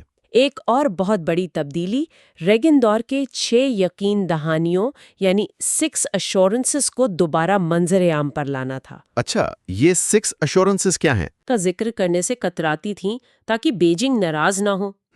ان میں یہ وعدہ کیا گیا تھا کہ امریکہ تائیوان کو ہتھیاروں کی خرید بند کرنے کے لیے کوئی تاریخ مقرر نہیں کرے گا اور نہ ہی اس معاملے پر چین سے مشاورت کرے گا۔ تو ٹرمپ انتظامیہ نے انہیں دوبارہ زندہ کر دیا۔ نہ صرف اندہ کیا بلکہ انہیں ون چائنا پالیسی کا ایک بنیادی ستون قرار دیا، اور اگست 2020 میں تو انہوں نے ایک قدم آگے بڑھ کر ان یقین دہانیوں سے متعلق دستاویزات کو ڈی کلاسیفائی بھی کر دیا، یعنی انہیں عوامی بنا دیا، جو بیجنگ کے لیے ایک واضح پیغام تھا۔ بالکل۔ اور پھر اس پالیسی میں تبدیلی اپنے عروج پر پہنچی جب اس وقت کے وزیر خارجہ مائک پومپیو نے ایک دھماکہ خیز بیان دیا۔ جی، نومبر 2020 میں انتخابات کے بعد مائک پومپیو نے ایک ریڈیو انٹرویو میں کہا، تائیوان چین کا حصہ نہیں رہا ہے۔ یہ تو بہت بڑا بیان تھا۔ یہ امریکی پالیسی سے ایک بہت بڑا اور کھلا انحراف تھا۔ یہ دہائیوں کے اسٹریٹجک ایمبیگوٹی کو ختم کرنے کے مترادف تھا۔ اور پھر جنوری 2021 میں بائیڈن انتظامیہ کے آنے سے صرف 11 دن پہلے پومپیو نے ایک اور بڑا قدم اٹھایا۔ انہوں نے امریکی حکام اور تائیوانی حکام کے درمیان رابطوں پر عائد تمام خود ساختہ پابندیوں کو ختم کرنے کا اعلان کر دیا۔ لیکن یہ تو بہت بڑے فیصلے تھے، اور وہ بھی بالکل آخری دنوں میں۔ کیا اس کا مقصد صرف آنے والی بائیڈن انتظامیہ کے لیے مشکلات پیدا کرنا تھا؟ کتاب اس بارے میں کیا کہتی ہے؟ کتاب کے مطابق ان اقدامات پر بہت زیادہ تنقید ہوئی۔ ناقدین کا کہنا تھا کہ اگر یہ پالیسی اتنی ہی اہم تھی تو اسے 1 سال پہلے کیوں نافذ نہیں کیا گیا تاکہ اس کے نتائج کو سنبھالا جا سکتا۔ صحیح بات ہے۔ آخری دنوں میں ایسے فیصلے کرنا بائیڈن انتظامیہ کے ہاتھ باندھنے کی کوشش لگتی ہے تاکہ وہ چین کے ساتھ تعلقات کو آسانی سے بہتر نہ کر سکے۔ اس میں کوئی تضاد بھی تھا؟ جی، پومپیو کے اپنے بیان میں ایک تضاد تھا۔ ایک طرف انہوں نے تمام پابندیاں ہٹانے کا اعلان کیا، لیکن دوسری طرف یہ بھی کہا کہ تائیوان کے ساتھ تعلقات بدستور امریکن انسٹیٹیوٹ ان تائیوان یعنی AIT کے ذریعے ہی چلائے جائیں گے، جو کہ امریکہ کا غیر سرکاری سفارت خانہ ہے۔ جی، تو یہ ایک طرح سے پرانی پالیسی کی توثیق بھی تھی۔ تو اس کا مطلب ہے کہ یہ ایک پیچیدہ اور شاید متضاد پیغام تھا۔ اس سب کے باوجود کیا ان اقدامات کا کوئی دیرپا اثر ہوا؟ کیا بائیڈن انتظامیہ نے ان تبدیلیوں کو واپس لے لیا؟ یہی سب سے دلچسپ بات ہے۔ ان اقدامات کا مقصد شاید بائیڈن انتظامیہ کو چین کے بارے میں نرم رویہ اختیار کرنے سے روکنا تھا، اور کسی حد تک یہ کوشش کامیاب بھی ہوئی۔ اچھا؟ بائیڈن انتظامیہ نے اقتدار میں آنے کے بعد ٹرمپ دور کی بہت سی سخت پالیسیوں کو برقرار رکھا ہے۔ انہوں نے تائیوان کی جمہوریت کی بھرپور حمایت کا سلسلہ جاری رکھا ہے، لیکن ساتھ ہی وہ مائک پومپیو جیسے دھماکہ خیز بیانات سے گریز کرتے ہیں اور امریکہ کی دیرینہ ون چائنا پالیسی میں واضح خلل ڈالنے سے بھی بچتے ہیں۔ تو وہ ایک طرح سے ٹرمپ کی سختی اور پرانی انتظامیہ کے توازن کے درمیان ایک نیا راستہ تلاش کرنے کی کوشش کر رہے ہیں۔ بالکل، لہٰذا ہم کہہ سکتے ہیں کہ ٹرمپ کے دور نے امریکہ چین تائیوان تعلقات کی سمت کو مستقل طور پر تبدیل کر دیا ہے۔ بات شروع ہوتی ہے نومبر 2017 سے۔ صدر ٹرمپ ویتنام میں ہے اور وہ اپنی free and open Indo Pacific strategy کا اعلان کرتے ہیں۔ سننے میں تو یہ بہت اچھے نعرے تھے، خود مختار ممالک امن سے رہیں گے، لیکن کیا یہ صرف چین کے بیلٹ اینڈ روڈ انیشیٹو کے مقابلے میں ایک نیا نعرہ تھا یا اس میں کوئی ٹھوس بات بھی تھی؟ دیکھیے، یہ بہت اہم سوال ہے۔ ظاہری طور پر تو یہ اوباما کی پیوٹ ٹو ایشیا پالیسی کا ہی تسلسل لگتا تھا، لیکن اس کی روح، اس کا جو اپروچ تھا، وہ بالکل مختلف تھا۔ اس اسٹریٹجی میں چین کو پہلی بار کھل کر ایک ریویژنسٹ پاور کہا گیا۔ ریویژنسٹ پاور؟ اس کا کیا مطلب ہوا؟ مطلب ایک ایسی طاقت جو موجودہ عالمی نظام کو بدلنا چاہتی ہے، جو امریکہ کو اس خطے سے باہر دھکیلنا چاہتی ہے۔ تو اس کا رویہ بہت سخت، بہت زیادہ کنفرنٹیشنل اور آپ کہہ لیں کہ زیرو سم تھا۔ اچھا، یعنی یا تم جیتو گے یا ہم۔ بالکل۔ اور اسی سوچ کے تحت پھر کویڈ کو دوبارہ زندہ کیا گیا، ٹھیک ہے نا، جس میں امریکہ، آسٹریلیا، جاپان اور انڈیا شامل ہیں۔ جی بالکل۔ کوڈ تو 2007 میں بنا تھا، لیکن چین کے دباؤ کی وجہ سے تقریباً غیر فعال ہو چکا تھا۔ ٹرمپ انتظامیہ نے اسے اپنی اسٹریٹجی کا مرکزی ستون بنا دیا۔ ان کا خیال تھا کہ چین کی بڑھتی ہوئی طاقت کو صرف امریکہ اکیلے نہیں روک سکتا، اس کے لیے ایک اتحاد ضروری ہے۔ تو ایک طرف چائنا کو ریویژنسٹ پاور کہا جا رہا ہے، کوڈ کو مضبوط کیا جا رہا ہے، لیکن تائیوان اس پوری تصویر میں کہاں تھا؟ وہ تو کوڈ کا حصہ بھی نہیں ہے۔ تائیوان کو اس اسٹریٹجی میں ایک اہم پارٹنر کا درجہ دیا گیا۔ امریکی محکمہ دفاع کی 2019 کی رپورٹ میں تو صاف صاف لکھا تھا کہ ایک مضبوط، خوشحال اور جمہوری تائیوان امریکا کے مفاد میں ہے۔ لیکن اس کی وجہ صرف جمہوریت کی حمایت تھی یا کچھ اور بھی تھا اس کے پیچھے؟ نہیں، اس کی وجوہات دوہری تھیں۔ اچھا، وہ کیا تھی؟ پہلی وجہ تو تھی نظریاتی، آئیڈیالوجیکل۔ تائیوان کو جمہوریت اور آمریت کی جنگ میں فرنٹ لائن کے طور پہ پیش کیا گیا۔ تائیوان کے ایک اعلیٰ عہدیدار نے خود اسے لبرل ڈیموکریسی اور چائنا کے نیو ٹوٹیلیٹیرینزم کے درمیان تصادم کی فرنٹ لائن کہا تھا۔ اور یہ بیانیہ امریکہ کے لیے بہت کارآمد تھا، اپنی پالیسیوں کو ایک اخلاقی جواز دینے کے لیے۔ جی بالکل۔ اور دوسری وجہ وہ زیادہ عملی تھی، معاشی اور تصویراتی، اور اس کا ایک نام ہے سیمی کنڈکٹرز، TSMC۔ بالکل۔ تائیوان کی کمپنی TSMC دنیا کے سب سے جدید ترین چپس بناتی ہے۔ یہ چپس صرف ہمارے فونز میں نہیں بلکہ ہر جدید چیز میں ہیں، 5G، آرٹیفیشل انٹیلیجنس، جدید ترین ہتھیار، سب میں۔ اگر چین کا تائیوان کی سیمی کنڈکٹر انڈسٹری پر کنٹرول ہو جائے تو وہ ٹیکنالوجی کے میدان میں امریکہ کو بہت پیچھے چھوڑ سکتا ہے۔ تو تائیوان کا دفاع صرف جمہوریت کا دفاع نہیں بلکہ امریکہ کی اپنی ٹیکنالوجیکل برتری کا دفاع بھی ہے۔ یہی اصل بات ہے۔ اچھا، اب کتاب کے دوسرے حصے کی طرف آتے ہیں۔ میں نے ہمیشہ ہارڈ پاور یعنی فوج اور سافٹ پاور یعنی کلچر کے بارے میں سنا ہے، لیکن یہاں ایک نیا لفظ استعمال ہوا ہے، شارپ پاور۔ یہ کیا چیز ہے؟ یہ ایک بہترین تشبیہ ہے۔ شارپ پاور نہ تو ٹینکوں کی ہارڈ پاور ہے اور نہ ہی ہالی ووڈ کی سافٹ پاور۔ یہ معلومات کو بطور ہتھیار استعمال کرنے کا نام ہے۔ اچھا۔ اس کا مقصد کسی کو متاثر کرنا نہیں بلکہ اس کے معاشرے میں گھس کر اس کی آزادی کا فائدہ اٹھا کر معلومات کو توڑنا مروڑنا ہے۔ یہ ایک خنجر کی نوک کی طرح ہے جو معاشرے کے سیاسی تانے بانے کو اندر سے کاٹتی ہے، تقسیم پیدا کرتی ہے اور اداروں پر سے اعتماد ختم کر دیتی ہے۔ تو چین نے یہ شارپ پاور تائیوان کے خلاف کیسے استعمال کی؟ کوئی ٹھوس مثال؟ اس کی سب سے بڑی مثال ہے تائیوان کی بین الاقوامی حیثیت کو ختم کرنے کی کوشش، اور اس کی جڑیں جاتی ہیں 1992 کنسنسس میں۔ ہاں، یہ میں نے سنا ہے۔ یہ ایک بہت مبہم سا معاہدہ تھا، ہے نا؟ جی، 2008 سے 2016 تک جب تائیوان میں KMT پارٹی کی حکومت تھی تو اسی مبہم فارمولے پر بات چل رہی تھی۔ KMT کہتی تھی کہ اس کا مطلب ہے ایک چین اپنی اپنی تشریح، یعنی ہم دونوں مانتے ہیں کہ ایک ہی چین ہے، لیکن ہمارے لیے وہ جمہوریہ چین یعنی تائیوان ہے اور بیجنگ کے لیے وہ عوامی جمہوریہ چین ہے۔ اس ابہام کی وجہ سے ایک طرح کا سٹیٹس کو قائم تھا۔ بالکل، لیکن پھر 2016 میں ژائی انگ ون اور ان کی DPP پارٹی اقتدار میں آ گئی۔ وہ اس کنسنسس کو نہیں مانتی تھی۔ تو پھر کیا ہوا؟ صدر تائی نے اپنی افتتاحی تقریر میں اسے براہ راست قبول تو نہیں کیا، لیکن انہوں نے بیجنگ کو مطمئن کرنے کے لیے ایک درمیانی راہ نکالی۔ انہوں نے کہا کہ وہ جمہوریہ چین کے آئین کے تحت کام کریں گی اور 1992 کی بات چیت کے تاریخی حقائق کا احترام کرتی ہیں۔ یہ ایک طرح سے امن کا پیغام تھا۔ لیکن بیجنگ نے اسے مسترد کر دیا۔ فوراً مسترد کر دیا۔ کیوں؟ کیا وہ نہیں چاہتے تھے کہ کوئی درمیانی راہ نکلے؟ رچرڈ بش جیسے تجزیہ کار کہتے ہیں کہ بیجنگ کو DPP کو ایک دشمن کے طور پر پیش کرنا ضروری ہے تاکہ وہ اپنے اتحاد یعنی یونیفیکیشن کے مقصد کو زندہ رکھ سکیں۔ اور پھر جنوری 2019 میں صدر شی جن پنگ نے تو KMT کی ساری سیاست ہی ختم کر دی۔ جی، انہوں نے ایک ہی تقریر میں صاف کہہ دیا کہ 1992 کانسنسس کا مطلب ایک ملک دو نظام ہے اور بس۔ تو انہوں نے وہ ابہام ہی ختم کر دیا جس پر KMT کی پوری سیاست کھڑی تھی۔ بالکل۔ اس سے KMT کی اپنی اپنی تشریح والی کہانی ہمیشہ کے لیے ختم ہو گئی۔ اب بیجنگ نے خود تشریح بتا دی تھی۔ اور تائیوان میں اس پر شدید رد عمل آیا ہوگا، خاص طور پر ہانگ کانگ کو دیکھنے کے بعد۔ بہت شدید۔ اسی وجہ سے صدر ژائی کو 2020 کے انتخابات میں تاریخی کامیابی ملی۔ یہ تو ہوا سفارتی دباؤ۔ شارپ پاور کے دوسرے طریقے کیا تھے؟ ڈس انفارمیشن وغیرہ؟ چین نے یونائٹڈ فرنٹ مہم کا بھرپور استعمال کیا۔ یونائٹڈ فرنٹ، یہ نام سننے میں تو کافی مثبت لگتا ہے۔ یہی تو اس کی چال ہے۔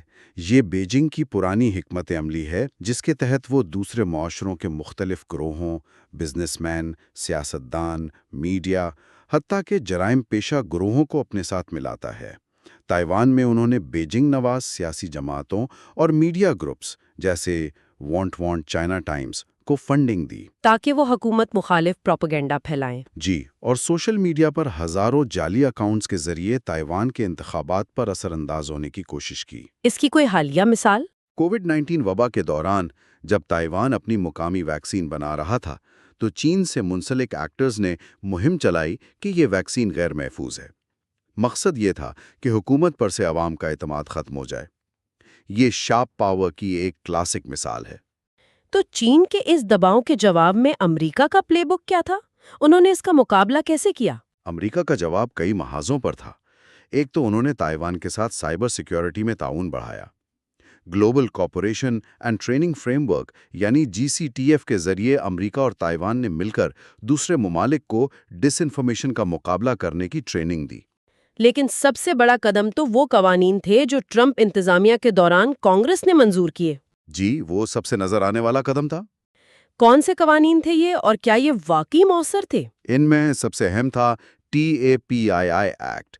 اس قانون نے امریکی حکومت کو یہ ذمہ داری دی کہ وہ ان ممالک کی مدد کرے جو تائیوان کے ساتھ ہیں اور ان پر دباؤ ڈالے جو بیجنگ کے کہنے پر تائیوان سے تعلقات توڑ رہے ہیں۔ اچھا، تو یہ ایک طرح سے تائیوان کے دوستوں کو پیغام تھا کہ ہم آپ کے ساتھ ہیں۔ بالکل۔ پھر تائیوان ٹریول ایکٹ آیا، جس نے امریکی اور تائیوانی حکام کے درمیان ہر سطح پر دوروں کی حوصلہ افزائی کی، جو پہلے بہت چھپ کر ہوتے تھے۔ اور دفاعی شعبے میں نے سنا ہے کہ ہر سال کے دفاعی بجٹ میں بھی تائیوان کے لیے کچھ نہ کچھ ہوتا تھا۔ جی، ہر سال جو ڈیفینسی بجٹ کا قانون یعنی NDAA پاس ہوتا ہے، اس میں جان بوجھ کر تائیوان کے ساتھ فوجی تعاون اور اسلحے کی فروخت کی شقیں ڈالی جانے لگی تاکہ یہ تعلقات معمول کا حصہ بن جائیں۔ تو یہ سب صرف کاغذ پر تھا یا زمین پر بھی کچھ نظر آیا؟ نہیں، عملی اقدامات بھی بہت ٹھوس تھے۔ ٹرمپ انتظامیہ نے اپنے 4 سالوں میں تائیوان کو $15 ارب سے زیادہ کے ہتھیار بیچے۔ $15 ارب؟ جی، جس میں F-15V جیسے جدید لڑاکا طیارے بھی شامل تھے۔ یہ رقم اوباما کے 8 سالوں سے بھی زیادہ ہے۔ امریکی جنگی جہازوں نے تائیوان آبنائے سے گزرنا ایک معمول بنا لیا، اور سفارتی سطح پر بھی بہت کچھ ہوا، جیسے کہ وہ اعلیٰ امریکی حکام کے دورے۔ بالکل۔ ہیلتھ سیکرٹری ایلیکس آزار اور پھر انڈر سیکرٹری کیتھ کرچ نے تائیوان کا دورہ کیا۔ یہ 1979 کے بعد سے اعلیٰ ترین سطح کے امریکی دورے تھے۔ یہ بیجنگ کے لیے ایک واضح پیغام تھا۔ یہ سب اقدامات تائیوان کے نقطہ نظر سے تو بہت متاثر کن لگتے ہیں، لیکن یہاں ایک بڑا سوال پیدا ہوتا ہے، کیا یہ امریکہ کی پالیسی میں واقعی کوئی بنیادی تبدیلی تھی، یا یہ زیادہ تر علامتی تھا، دکھاوا تھا؟ اور یہی اس دور کی سب سے بڑی کنفیوژن اور سب سے اہم سوال ہے۔ حقیقت یہ ہے کہ ان میں سے بہت سے قانون جیسے تائیوان ٹریول ایکٹ وہ نان بائنڈنگ تھے۔ نان بائنڈنگ مطلب صدر پر عمل کرنا لازم نہیں تھا؟ جی، ان میں سینس آف کانگریس کی زبان استعمال کی گئی تھی، یعنی یہ کانگریس کی خواہش کا اظہار تو ہے لیکن حتمی فیصلہ ایگزیکٹو برانچ کا ہے۔ تو ایک طرف کانگریس تائیوان کی حمایت میں قوانین کا ڈھیر لگا رہی تھی، لیکن حتمی فیصلہ صدر ٹرمپ کا ہی تھا۔ بالکل، اور صدر ٹرمپ کا رویہ خالصتاً لین دین والا تھا۔ کتاب میں ایک رپورٹ کا حوالہ ہے کہ جب انہیں اپنے قومی سلامتی کی مشیر کے تائیوان دورے کا علم ہوا تو وہ غصے میں آ گئے تھے۔ انہیں ڈر تھا کہ اس سے چین کے ساتھ ان کی ٹریڈ ڈیل متاثر ہو سکتی ہے۔ تو یہ ایک بہت ہی خطرناک کھیل تھا، علامتی حمایت اور حقیقی غیر یقینی کا۔ بالکل۔ تو اس کا مطلب ہے کہ ان تمام اقدامات کے باوجود امریکہ اپنی پرانی ون چائنا پالیسی پر سختی سے قائم تھا؟ جی ہاں، امریکی حکام ہر قدم کے بعد یہ واضح کرتے تھے کہ ان کی ون چائنا پالیسی میں کوئی تبدیلی نہیں آئی ہے۔ اس کی کوئی مثال؟ جب صدر چائی نے امریکہ میں ٹرانزٹ کے دوران تقریر کی تو اسٹیٹ ڈپارٹمنٹ نے انہیں تائیوان اتھارٹیز کی نمائندہ کہا، ایک ملک کی سربراہ نہیں۔ اوہ! یہاں تک کہ جب سیکرٹری پومپیو نے نومبر 2020 میں ایک انٹرویو میں کہہ دیا کہ تائیوان چین کا حصہ نہیں رہا ہے، جو کہ ایک بہت بڑا بیان تھا۔ بہت بڑا بیان تھا۔ لیکن صرف 2 مہینے بعد جنوری 2021 میں انہوں نے خود ہی اس بیان سے پیچھے ہٹتے ہوئے کہا کہ امریکہ 3 کمیونیکیٹس کا احترام کرتا ہے۔ تو اگر یہ سب اتنا نازک تھا اور پالیسی بھی نہیں بدلی تو ان تمام قانونوں اور دوروں کا اصل فائدہ کیا ہوا؟ دیکھیں، اگرچہ یہ اقدامات علامتی تھے لیکن انہوں نے مستقبل کی امریکی انتظامیہ کے لیے ایک قانونی بنیاد اور لچک فراہم کی۔ ان قانونوں کی وجہ سے مستقبل میں کوئی بھی صدر اگر تائیوان کے ساتھ تعلقات کو مزید مضبوط کرنا چاہے تو اس کے پاس ایسا کرنے کی قانونی اتھارٹی موجود ہوگی۔ اچھا، تو جو چیزیں پہلے غیر رسمی تھیں اب انہیں قانونی جواز مل گیا تھا؟ جی، یہ اپنے آپ میں ایک اہم تبدیلی ہے۔ کتاب کا یہ حصہ ٹرمپ انتظامیہ کے ایک بالکل آخری اقدام کا ذکر کرتا ہے، ایک خفیہ دستاویز کو ڈی کلاسیفائی کرنا۔ وہ کیا معاملہ تھا؟ یہ ایک بہت ڈرامائی اقدام تھا۔ جنوری 2021 میں بائیڈن انتظامیہ کے آنے سے صرف ایک ہفتہ پہلے ٹرمپ کے قومی سلامتی کے مشیر رابرٹ اوبرائن نے United States strategic framework for the Indo Pacific نامی ایک دستاویز کو ڈی کلاسیفائی کر دیا۔ یہ تو ٹاپ سیکرٹ ہوگی۔ جی، یہ 2018 میں بنی تھی اور تب سے ٹاپ سیکرٹ تھی۔ اور اس دستاویز میں ایسا کیا خاص تھا؟ اس میں چین کا مقابلہ کرنے اور تائیوان سمیت فرسٹ آئلینڈ چین کے ممالک کے دفاع کرنے کی واضح حکمت عملی بیان کی گئی تھی۔ اس میں صاف لکھا تھا کہ امریکہ کو چین کو فرسٹ آئلینڈ چین کے اندر فضائی اور سمندری برتری حاصل کرنے سے روکنا ہوگا اور تائیوان کو اپنی دفاعی صلاحیتیں بڑھانے میں مدد دینی ہوگی۔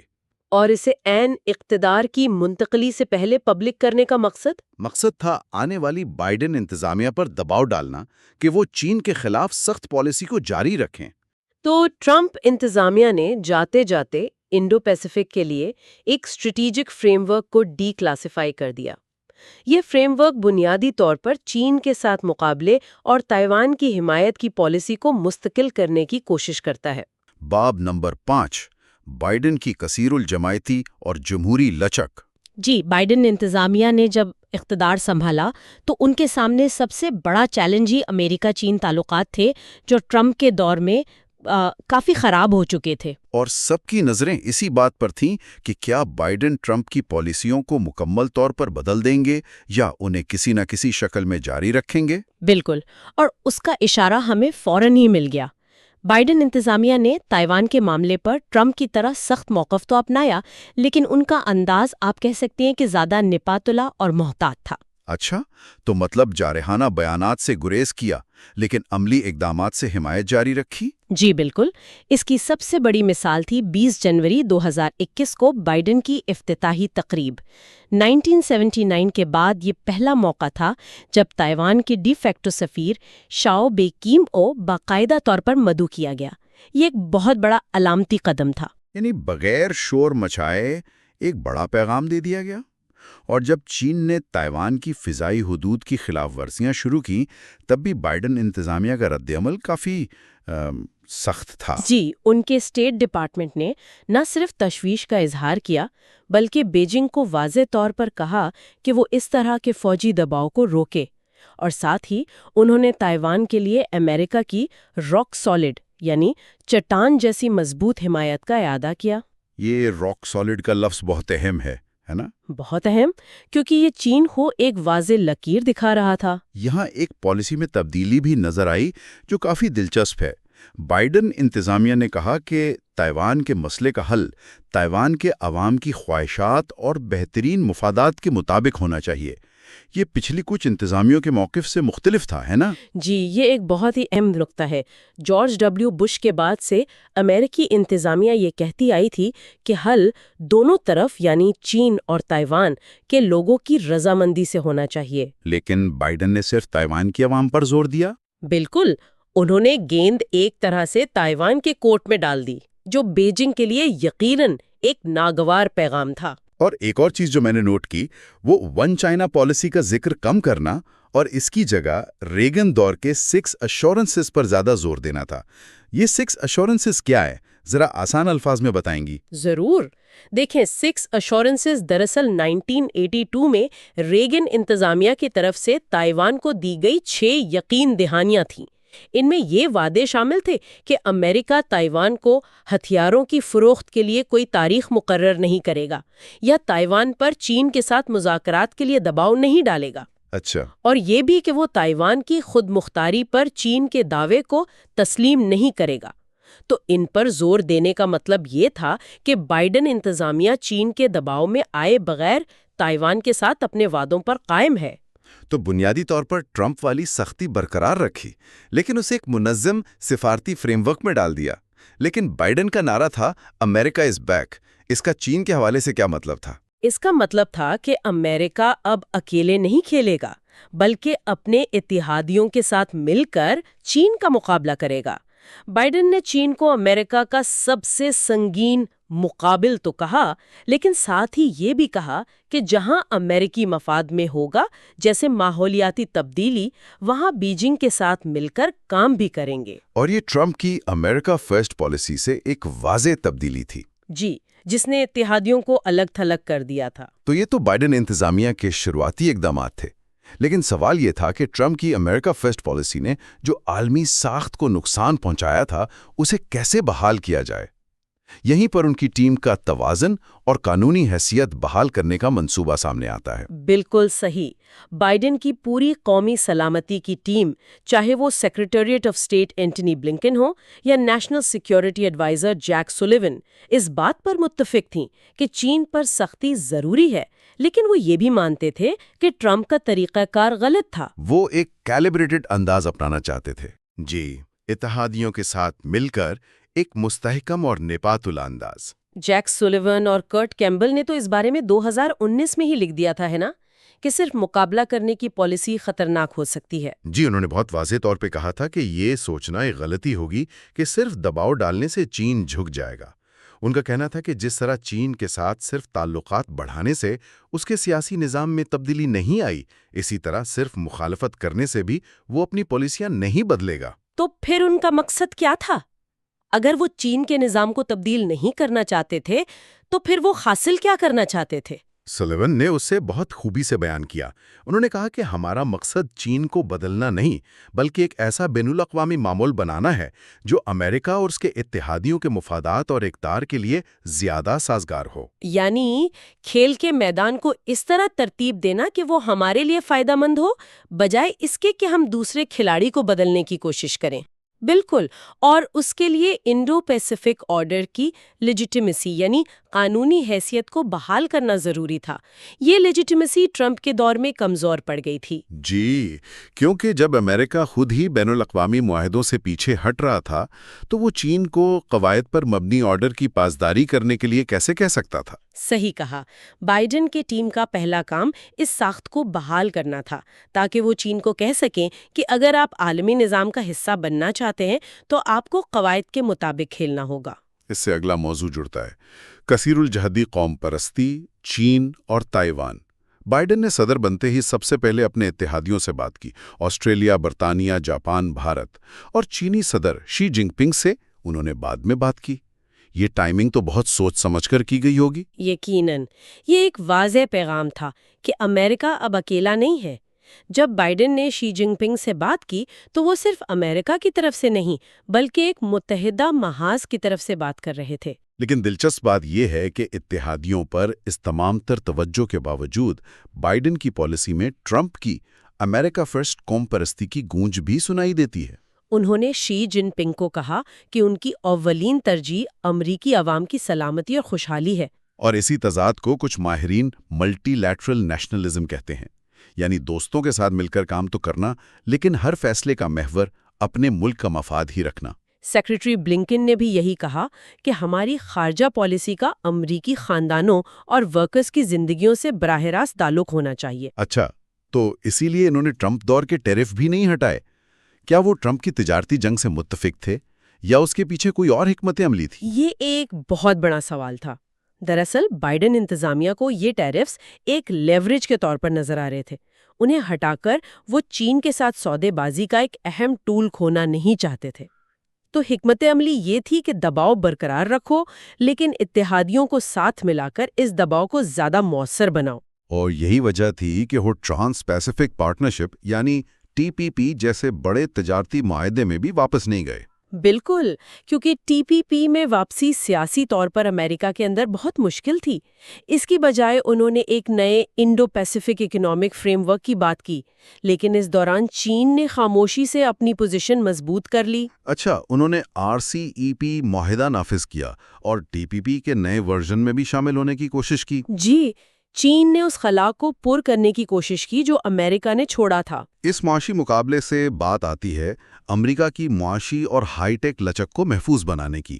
بائیڈن انتظامیہ نے سپلائی چینز پر بہت زیادہ زور دیا، ایسا کیوں تھا؟ کیونکہ کووڈ-19 نے یہ واضح کر دیا تھا کہ امریکہ اہم چیزوں جیسے ادویات اور میڈیکل سپلائیز کے لیے دوسرے ممالک، خاص طور پر چین، پر کتنا انحصار کرتا ہے۔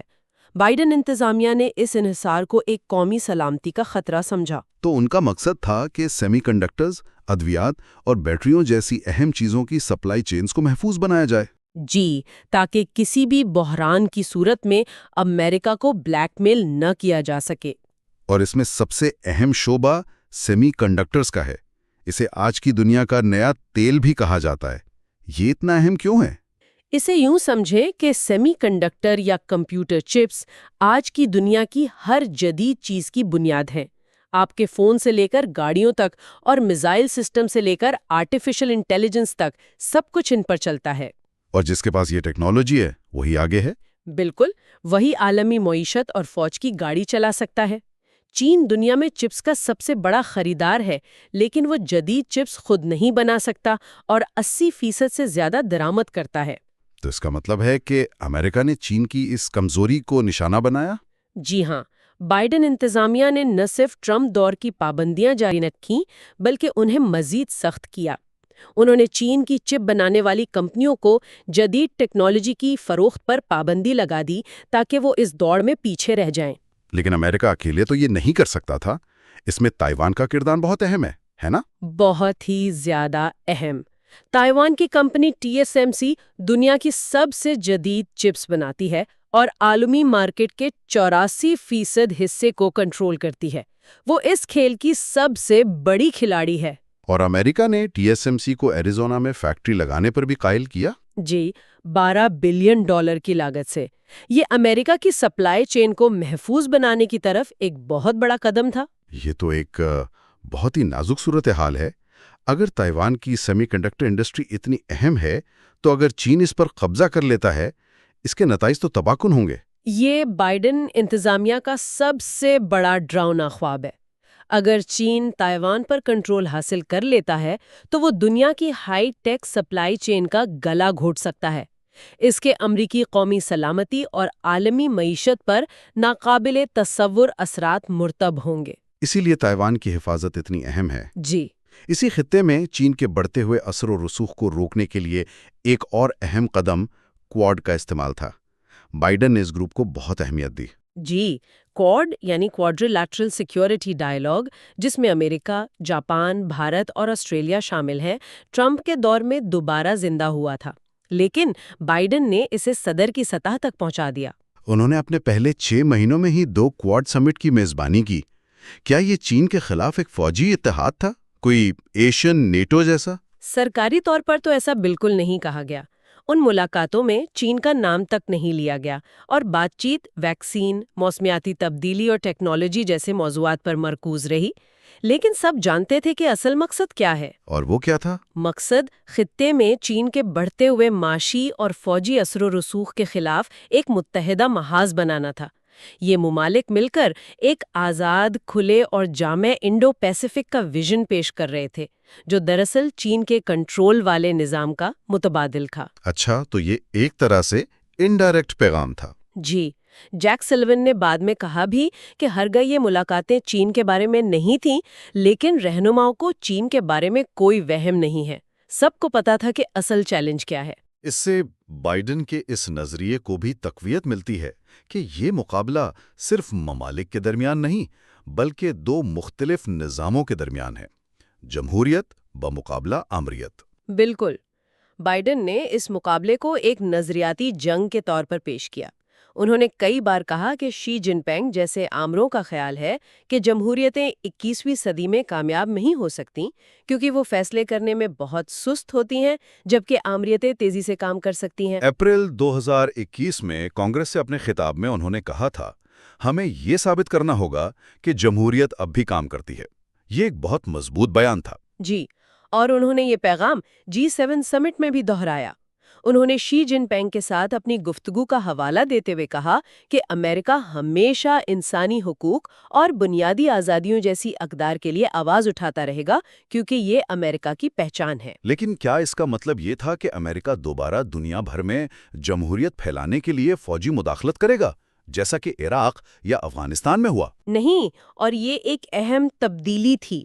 سیکریٹری بلنکن نے واضح کیا کہ امریکہ مہنگی فوجی مداخلتوں یا طاقت کے ذریعے حکومتیں گرانے کی کوشش کر کے جمہوریت کو فروغ نہیں دے گا۔ وہ اپنے اتحادیوں کو مضبوط کر کے اور اپنی مثال قائم کر کے یہ کام کرنا چاہتے تھے۔ تو یہ ماضی کی غلطیوں سے سیکھنے کی ایک کوشش تھی، جی، اور اس سب کے مرکز میں تائیوان تھا۔ بائیڈن انتظامیہ نے تائیوان کے لیے اپنی چٹان جیسی مضبوط وابستگی کو کیسے عملی جامہ پہنایا؟ انہوں نے کئی محاذوں پر کام کیا۔ بائیڈن نے شی جن پنگ کے ساتھ اپنی پہلی ہی فون کال میں تائیوان، ہانگ کانگ اور سنکیانگ میں چین کے اقدامات پر گہری تشویش کا اظہار کیا۔ یہ گفتگو کا آغاز ہی ایک اختلافی نوٹ پر کرنا تھا۔ اور شی جن پنگ کا رد عمل کیا تھا؟ صدر شی نے بہت سختی سے جواب دیا اور خبردار کیا کہ یہ تمام معاملات چین کے اندرونی معاملات ہیں اور امریکہ کو چین کے بنیادی مفادات کا احترام کرنا چاہیے۔ ایک طرح سے دھمکی تھی کہ وہ ان معاملات سے دور رہے۔ بالکل، لیکن امریکہ دور نہیں رہا۔ ستمبر 2021 میں یہ خبر سامنے آئی کہ بائیڈن انتظامیہ Taipei economic and cultural representative office کا نام بدل کر تائیوان ریپرزنٹیٹیو آفس رکھنے پر غور کر رہی ہے۔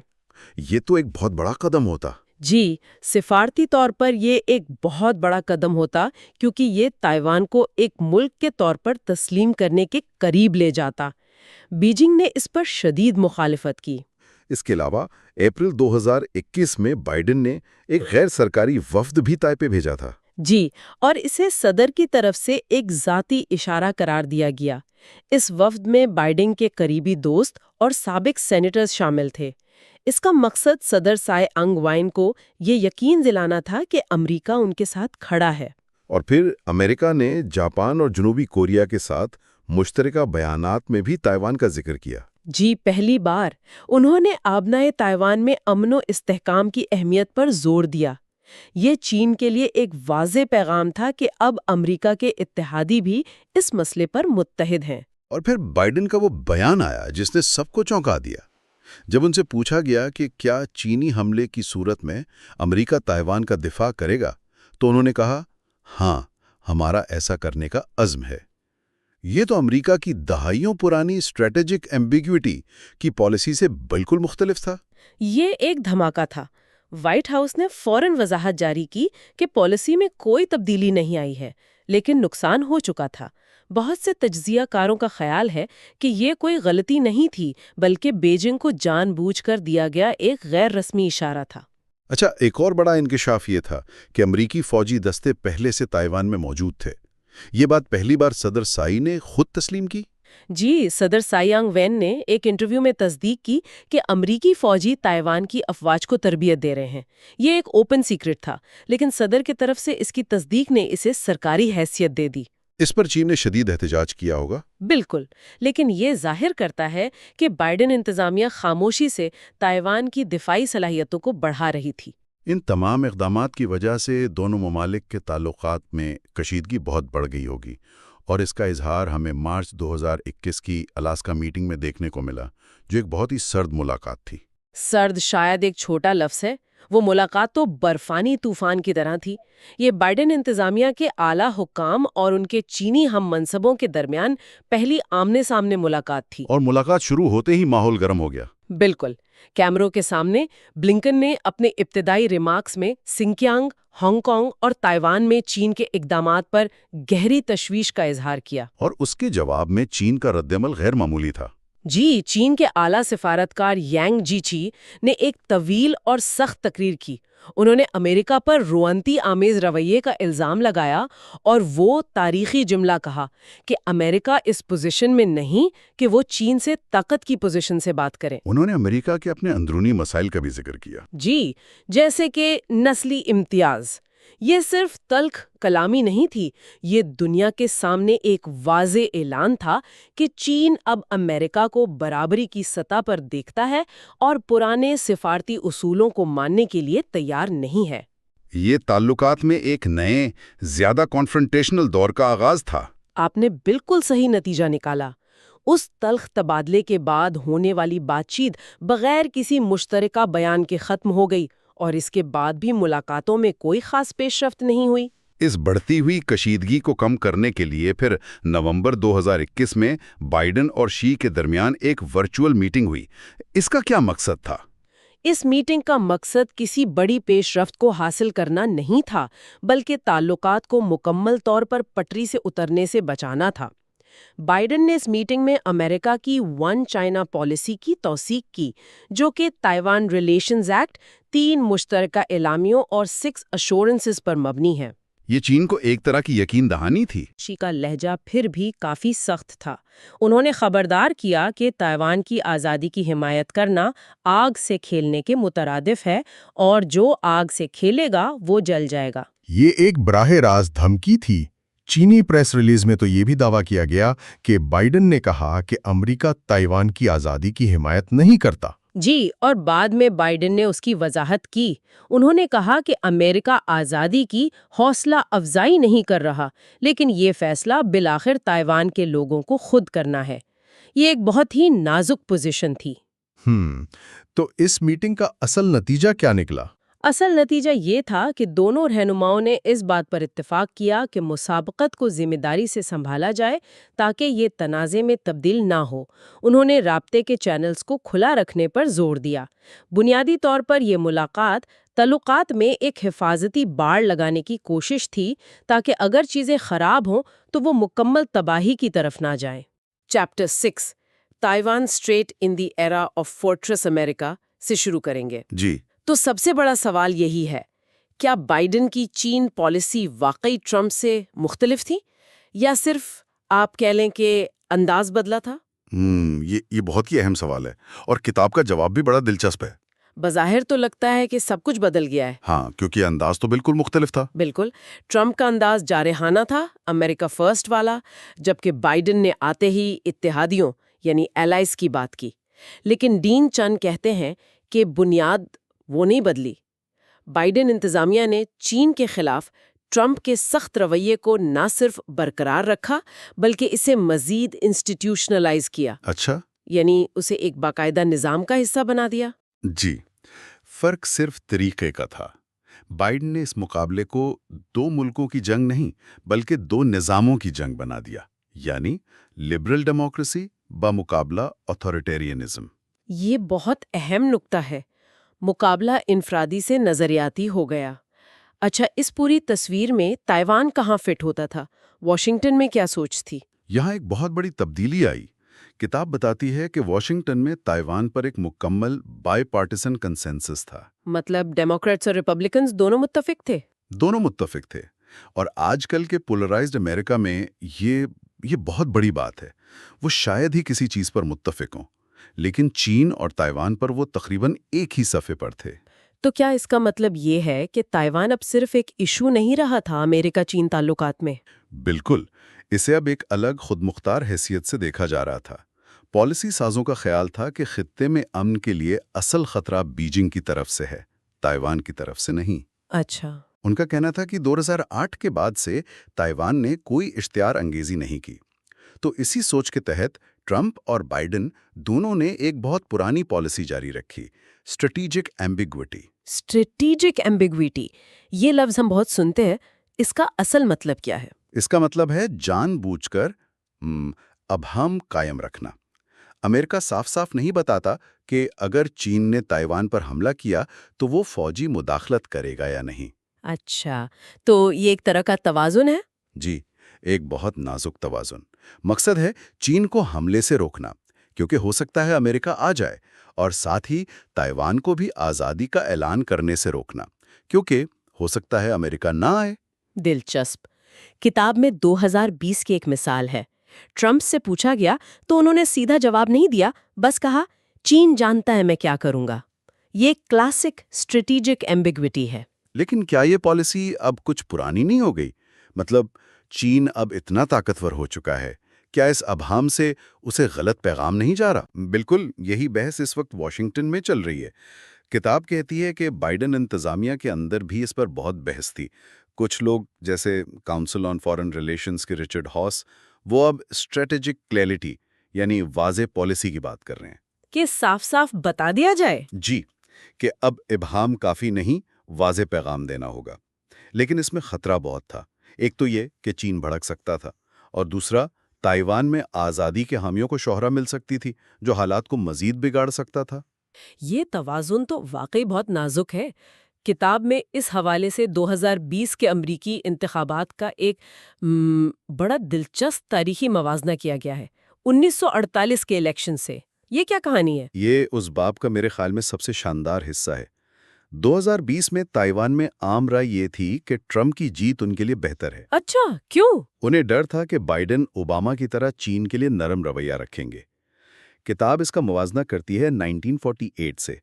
تب چین میں خانہ جنگی چل رہی تھی۔ چیانگ کائی شیک اور ماؤ زے تنگ والی۔ بالکل۔ تو چیانگ کائی شیک کی حکومت ریپبلکن امیدوار تھامس ڈیوی کی کھل کر حمایت کر رہی تھی۔ انہیں بھی یہی خوف تھا کہ ڈیموکریٹ صدر ہیری ٹرومن انہیں کمیونسٹوں کے رحم و کرم پر چھوڑ دیں گے۔ واہ، مطلب صورتحال تقریباً ایک جیسی تھی 72 سال بعد بھی۔ تو کیا دونوں صورتوں میں یہ ڈر سچ ثابت ہوا؟ نہیں، اور یہی اس موازنے کا سبق ہے۔ 1948 میں ٹرومن ذاتی طور پر چیانگ کائی شیک کو ناپسند کرتے تھے، لیکن امریکی مفادات کی وجہ سے انہوں نے تائیوان کی حمایت جاری رکھی اور 7واں بحری بیڑا بھی بھیجا۔ جی، اور ٹھیک اسی طرح بائیڈن نے بھی صدر بننے کے بعد چین پر سخت پالیسی برقرار رکھی۔ یہ دکھاتا ہے کہ جب امریکہ کے قومی مفاد کی بات آتی ہے تو وہ صدور کی ذاتی پسند ناپسند سے اوپر ہوتی ہے۔ یعنی بائیڈن نے اوباما دور کی انگیجمنٹ والی پالیسی کو مکمل طور پر چھوڑ دیا، لیکن ان کا طریقہ ٹرمپ سے کیسے مختلف تھا؟ طریقہ کار بالکل مختلف تھا۔ ٹرمپ کی پالیسی تھی گو ایٹ الون، اکیلے چلو، خاص طور پر تجارتی جنگ میں۔ جی، جس سے اتحادی بھی ناراض ہوئے۔ بائیڈن نے اس کے برعکس کلیکٹیو لیوریج پر زور دیا، یعنی اتحادیوں کے ساتھ مل کر چین پر دباؤ ڈالنا۔ ان کا فوکس چین کو بدلنے پر نہیں تھا، بلکہ امریکہ کی اپنی طاقت کو مضبوط کرنے پر تھا، اس کی معیشت، ٹیکنالوجی، انفراسٹرکچر۔ ٹھیک ہے، تو اسٹریٹجک ایمبیگوٹی پر واپس آتے ہیں۔ آپ نے کہا کہ اب اسٹریٹجک کلیئرٹی کی باتیں ہو رہی ہیں، لیکن اس میں سب سے بڑی رکاوٹ کیا ہے؟ امریکہ صاف صاف کیوں نہیں کہہ دیتا؟ اس میں سب سے بڑی رکاوٹ خود امریکہ کی اپنی ون چائنا پالیسی ہے۔ اچھا، یہ سمجھنا بہت ضروری ہے کہ امریکہ کی ون چائنا پالیسی چین کے ون چائنا پرنسپل سے مختلف ہے۔ یہ تھوڑا سمجھائیں، ان میں کیا فرق ہے؟ چین کا اصول یہ ہے کہ تائیوان اس کا اٹوٹ انگ ہے، جبکہ امریکہ کی پالیسی کہتی ہے کہ ہم بیجنگ کے اس موقف کو ایکنالج کرتے ہیں، یعنی تسلیم کرتے ہیں کہ وہ ایسا کہتے ہیں، لیکن ہم خود یہ پوزیشن نہیں لیتے۔ بالکل۔ امریکہ تائیوان کی خود مختاری پر کوئی پوزیشن نہیں لیتا۔ یہ ایک بہت ہی نازک سفارتی زبان ہے۔ ایک منٹ، تو کیا ہم یہ کہہ سکتے ہیں کہ یہ ایک طرح کی سفارتی جگلری ہے؟ آپ مان بھی رہے ہیں اور نہیں بھی مان رہے۔ بالکل یہی ہے۔ اسی پالیسی کے تحت امریکہ ایک طرف بیجنگ کو تسلیم کرتا ہے اور دوسری طرف تائیوان ریلیشنز ایکٹ کے تحت تائیوان کو دفاعی ہتھیار بھی دیتا ہے۔ جب تک یہ متضاد پالیسی موجود ہے، مکمل اسٹریٹجک کلیئرٹی ممکن ہی نہیں ہے۔ یعنی یہ دونوں چیزیں ایک ہی سکے کے دو رخ ہیں۔ جی، اسی لیے بائیڈن انتظامیہ نے بھی اس پالیسی کی گارڈ ریلز یعنی حدود کو برقرار رکھا، جیسے تائیوان کے حکام سے ملاقاتوں پر کچھ پابندیاں لگانا تاکہ بیجنگ کو غلط پیغام نہ جائے۔ اسی پیچیدگی کی وجہ سے شاید کتاب میں تائیوان آبنا کو دنیا کی سب سے خطرناک جگہ کہا گیا ہے۔ اس کی جڑ ایک کلاسک سیکیورٹی ڈائلیما میں ہے۔ یہ بین الاقوامی تعلقات کا ایک بہت پرانا مسئلہ ہے۔ یہ کیا ہوتا ہے؟ یہ بالکل ایسا ہے جیسے آپ اپنے گھر کی حفاظت کے لیے ایک اونچی دیوار کھڑی کر لیں، لیکن آپ کا پڑوسی اسے خطرہ سمجھے اور اپنے گھر پر کیمرے لگا لے۔ اور جواب میں آپ بھی کیمرے لگا لیں گے؟ بالکل۔ دونوں سمجھتے ہیں کہ وہ صرف اپنا دفاع کر رہے ہیں، لیکن در حقیقت وہ ایک دوسرے کے لیے خطرہ بڑھا رہے ہیں۔ تائیوان آبنا میں بھی یہی ہو رہا ہے۔ امریکہ اور تائیوان اپنے اقدامات کو خالصتاً دفاعی سمجھتے ہیں، جیسے فوجی تعاون بڑھانا۔ جی، لیکن بیجنگ اسے اشتعال انگیزی اور سافٹ انڈیپینڈنس کی طرف ایک قدم سمجھتا ہے۔ اور جواب میں مزید فوجی دباؤ بڑھاتا ہے۔ اس سے خطرناک چکر شروع ہو جاتا ہے۔ اور اس میں امریکہ کے اتحادیوں کا کیا کردار ہے؟ کیا وہ سب امریکہ کے ساتھ کھڑے ہیں؟ یہ ایک اور پیچیدگی ہے۔ کتاب کہتی ہے کہ امریکہ کے اتحادی جیسے جرمنی، یہاں تک کہ جاپان، وہ چین کے ساتھ اپنے گہرے معاشی مفادات کی وجہ سے کوئی واضح پوزیشن لینے سے ہچکچاتے ہیں۔ وہ چین کو ناراض نہیں کرنا چاہتے۔ بالکل۔ اس سے ایک متحدہ محاذ بنانے کی امریکی کوشش کمزور پڑ جاتی ہے۔ ہر ملک اپنے قومی مفاد کو پہلے دیکھتا ہے۔ اس پوری صورتحال پر یوکرین جنگ کا کیا اثر پڑا ہے؟ کیا اس نے بیجنگ کے حساب کتاب کو کچھ بدلا ہے؟ یہ بہت اہم سوال ہے۔ کتاب کے آخر میں اس کا ذکر ہے۔ امریکہ اور چین دونوں عوامی سطح پر یوکرین اور تائیوان میں فرق پر زور دیتے ہیں۔ کیسے؟ امریکہ کہتا ہے کہ تائیوان کے ساتھ ہمارا تائیوان ریلیشنز ایکٹ کے تحت ایک قانونی عزم ہے جو یوکرین کے ساتھ نہیں تھا۔ دوسری طرف چین کہتا ہے کہ یوکرین ایک خود مختار ملک ہے جبکہ تائیوان اس کا اندرونی معاملہ ہے۔ تو دونوں کا موازنہ نہیں ہو سکتا۔ ان کے مطابق نہیں۔ لیکن پردے کے پیچھے روس پر لگنے والی عالمی پابندیوں اور یوکرین کی مزاحمت نے شاید بیجنگ کو یہ سوچنے پر مجبور کیا ہے کہ تائیوان پر حملے کی قیمت ان کی توقع سے کہیں زیادہ ہو سکتی ہے۔ تو اس ساری گفتگو کا خلاصہ یہ نکلتا ہے کہ ٹرمپ سے بائیڈن تک پالیسی کی سمت میں ایک حیران کن تسلسل نظر آتا ہے۔ طریقہ کار بھلے بدل گیا ہو۔ جی بالکل۔ اسٹریٹجک ایمبیگوٹی کی پالیسی تمام بحث کے باوجود اب بھی قائم ہے۔ بنیادی چیلنج آج بھی وہی ہے، ایک طرف چین کو روکنا اور دوسری طرف اسے ایسی یقین دہانیاں بھی کروانا کہ کوئی بڑا تنازع نہ ہو جائے۔ بالکل۔ ڈین چن کی کتاب یہی دکھاتی ہے کہ امریکی پالیسی قومی مفادات، داخلی سیاست اور عالمی دباؤ کا ایک پیچیدہ امتزاج ہے۔ تائیوان آبنائے کا مستقبل اسی نازک توازن پر منحصر ہے۔ اور یہ توازن قائم رکھنا دن بدن مشکل ہوتا جا رہا ہے۔ جی، بیجنگ کی بڑھتی ہوئی طاقت کے سامنے یہ بہت مشکل ہوتا جا رہا ہے، اور یہی وجہ ہے کہ یہ خطہ اتنا حساس اور ممکنہ طور پر خطرناک بنا ہوا ہے۔ آخر میں سننے والوں کے لیے ایک سوچ۔ کتاب یہ دلیل دیتی ہے کہ امریکہ تائیوان تعلقات کا محور صرف چین کا مقابلہ کرنا نہیں ہونا چاہیے، بلکہ خود تائیوان کو ایک خوشحال اور جمہوری معاشرے کے طور پر مضبوط کرنا ہونا چاہیے۔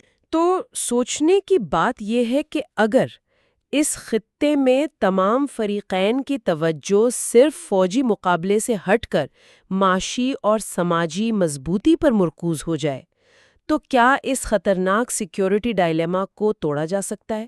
اور اس کی شکل کیا ہوگی؟